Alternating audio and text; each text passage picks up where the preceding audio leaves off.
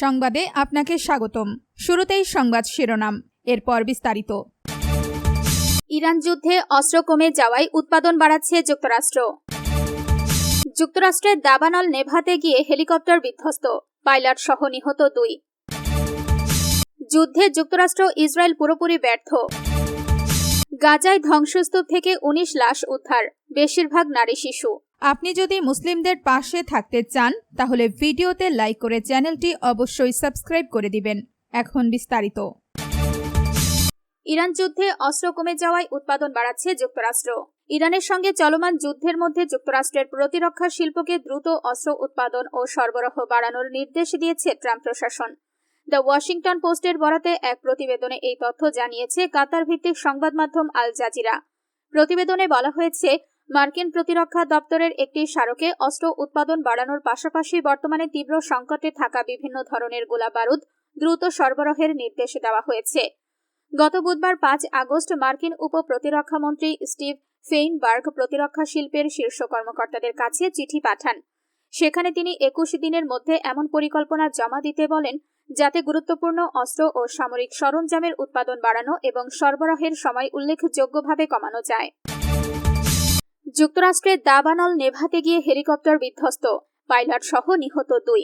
যুক্তরাষ্ট্রের উটাহ অঙ্গরাজ্যে ভয়াবহ দাবানল নিয়ন্ত্রণে কাজ করার সময় একটি অগ্নি নির্বাপক হেলিকপ্টার বিধ্বস্ত হয়ে পাইলট সহ 2 জন নিহত হয়েছেন।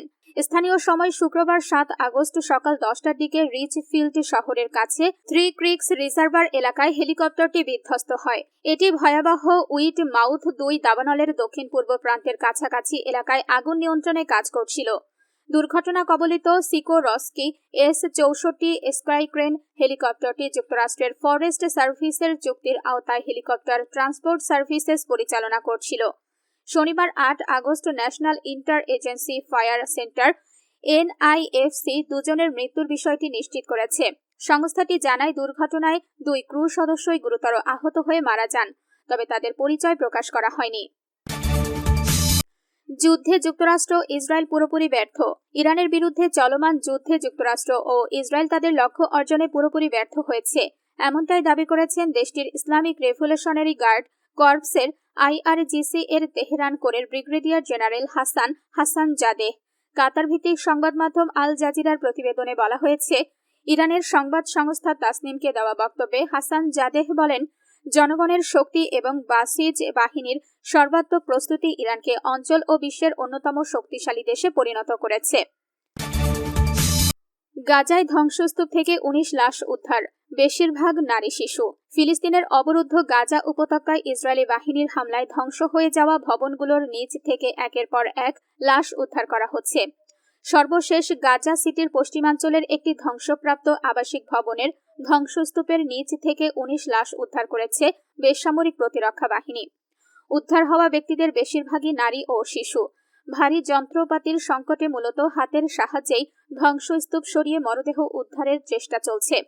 শনিবার 8 আগস্ট 4 দিনের উদ্ধার অভিযান শেষে কারাম নামে ওই ভবন থেকে মরদেহগুলো উদ্ধার করা হয়। উদ্ধার কাজ তদারককারী মোহাম্মদ আবু দান জানান, গাজার পশ্চিমাঞ্চলের কারাম ভবনে টানা 4 দিন তল্লাশি চালানোর পর উদ্ধার অভিযান শেষ হয়েছে। এখন বিশেষায়িত চিকিৎসা কর্মী ও বেসামরিক প্রতিরক্ষা বিভাগের উদ্ধারকারী দল গাজা সিটির অন্য একটি স্থানে যাবে এবং সেখানে তল্লাশি ও উদ্ধার কাজ শুরু করবে।